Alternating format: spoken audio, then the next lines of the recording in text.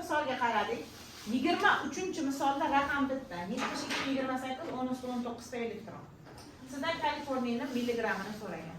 Raqamni ustiga qo'yganingiz bilan siz x, y topa olmaysiz. Shuning uchun raqam bitta berilsa, zo'rlaksizda oldin massa farq, zaryad farq qilib olamiz. Massa farq, zaryad farq bilan mana x va y dan foydalanamiz. Shu yerda nima kelib qoldi sizga? Gamma. Gammani massasi ham, zaryadi ham 0. 5 ni 0 ga ko'paytirsam 0. Shu uchun gammani indamay chizib qo'ying. Bundan umuman foydalanaman. O'zingchalik o'tirma. Xo'p, boshladim birinchi massa farq. Yana Bobur aytadi massa farqi.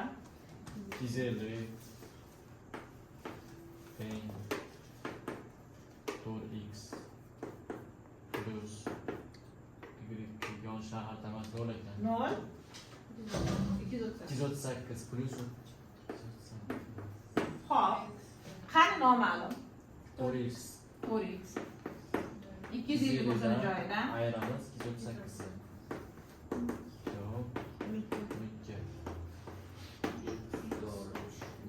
12 ni nechiga bo'lamiz? X teng nechi chiqdi? 3. Demak, biz mana bu x o'rniga nechini olib qo'yamiz? 3 ni olib qo'yamiz. Xo'p, Durdona. Zaryad farq qilishim kerak, lekin Kaliforniyaning zaryadi yo'q menda. Qayerdan olaman? Tartib raqam nechi?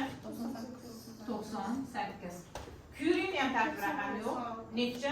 96. Xo'p, Hadicha. Zaryad farq aytasan. 98 teng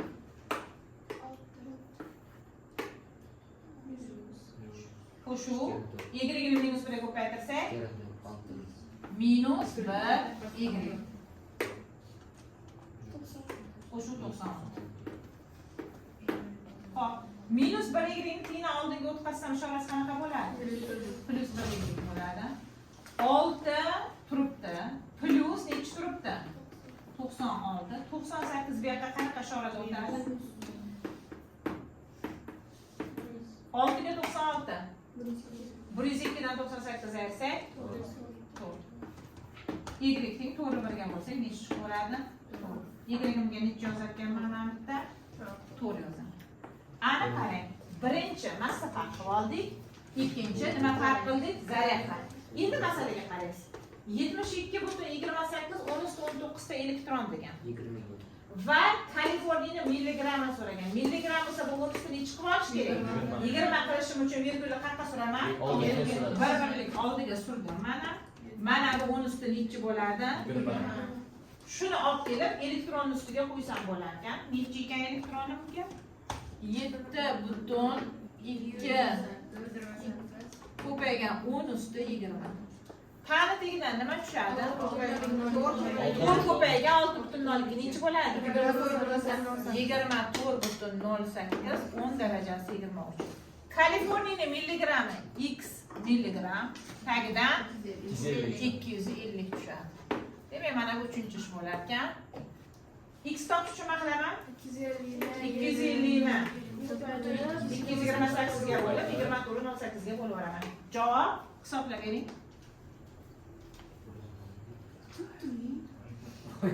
Doktorga qaramaysiz. Adashib ketdi. Necha? 75 5 Qaysi javob? 23 dan 75 Demak, javobi 23 dan nima chiqar ekan? S. 24 bilan 23 ni farqi nimada ekan, Hadicha? Bunda Raqam ko'p edi. Raqam orqali nima topib oluvdingiz siz? X y ni topuvdingiz. Bunda raqam bitta berilganligi uchun oldin nima qildingiz? Massa va zaryad farq qilib ishladingiz. Tushunarlimi? Xo'p, qarang. Demak, radiy 226 izotopga parchalanganda element geliy va beta zarracha chiqqan ekan. Radiyni milligrammini bergan sizga masala shartida 13,44 cm kub geliy. Santimetr kub bu millilitr bo'lgani uchun 13,44 millilitr desangiz ham bo'ladi. 4,816 10⁻20 ta elektron berilgan. Siz mana bu millilitr bilan tani molga aylantirib olamiz. Birinchi qiladigan ishimiz Shularni nimaga aylantirib olish? Molga aylantirib olish. Demak, birinchi ish 13,44 millilitr. Men millilitr litrga aylantirib emas, sababi buni ham milligramda saqlab qolaveraman.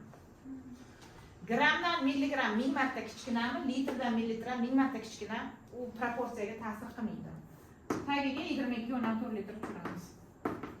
Chiqadi 0 butun nechi mol?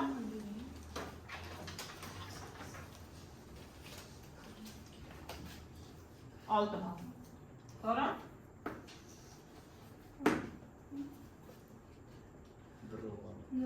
Nol butun 6 mol. 13,44 millilitr nimaniki edi?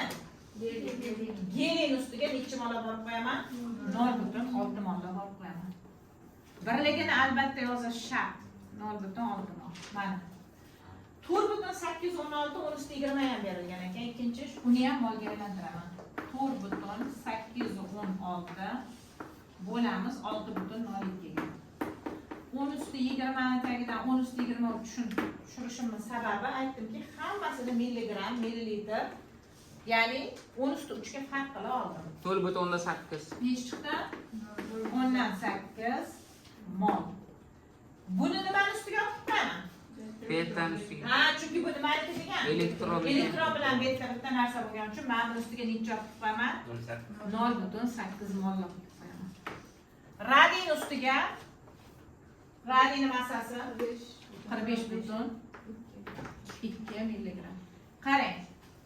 Masalada shuncha parametr bo'lsa, birinchi bo'lib shu parametrlarni iloji boricha millilitrni, tani, molga aylantirib ustiga olib qo'yasizda, shular orqali x bilan y ni nima qilsangiz bo'ladi? Topib olsangiz bo'ladi. Oldin qoidaga ko'ra gram teda nima tushish kerak? Gram. Massa nechi gram? 226. Molga tegda nechi mol tushish kerak? 1 mol koeffitsiyentga ko'paytiriladi. 1x ga ko'paytirsak nechi mol tushadi? X. Ana proporsiya paydo bo'ldi, shu yerdan siz x topib olishingiz kerak. 0,6 ni 226 ga ko'paytirib 45 ga bo'lib olamiz. 3. Demak, mana bitta x'imiz nechi chiqdi? 3. Mana bu x o'rniga mana topdik x nechiligini 3 topdik. Endi y ni ham topaman. Molga tagidan 1 tushish kerak, koeffitsiyentga ko'paytiriladi y ga. Y ni topayotganingizda xohlasangiz 0,8 ni 3 ga ko'paytirib 0,6 ga bo'lib toping. Xohlasangiz 0,8 ni 226 ga ko'paytirib 45 ga bo'lib toping. Qaysi oson bo'lsa o'shani. To'g'ri. Demak, mana bitga y ni o'rniga necha qo'yasiz? 4 qo'yasiz. Ana endi masala shartida bizda 24-misolda qanday izotop hosil bo'ladi degan, ya'ni elementni massasi va tartib raqamini bilsangiz, u qaysi elementligini topasiz. Shu element noma'lum. Bu qaysi elementligini top degan.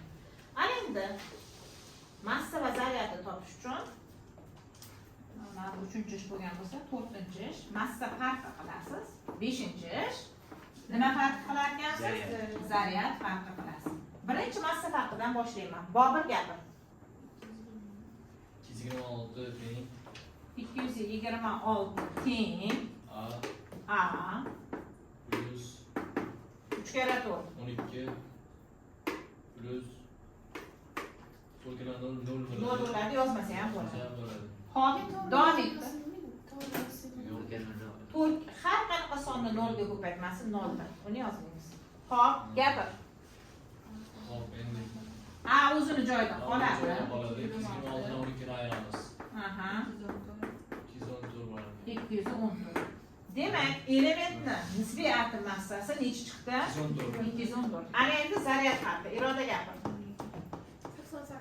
88. Streka turgan joyga teng. Z